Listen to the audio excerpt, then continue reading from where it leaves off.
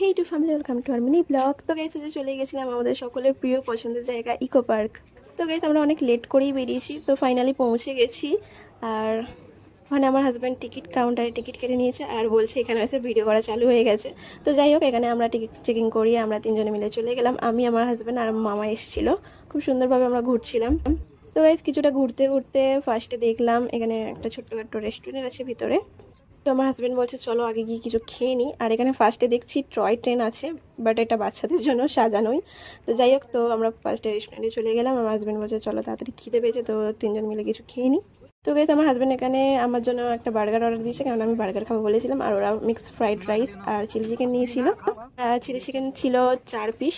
আর একটু টেম্পটিং লাগছে দেখতে, টেস্টিও খুব, বাট কোয়ান্টিটিটা কম।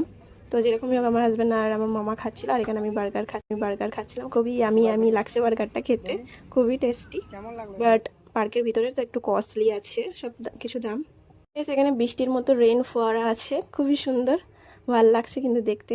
আর সবাই ওখানে ভিজতে ভিজতে সব যাচ্ছে, আমাকেও প্রচুর ভালো লাগছিল, বাট একটু বেশি ভিজে গেছিলাম।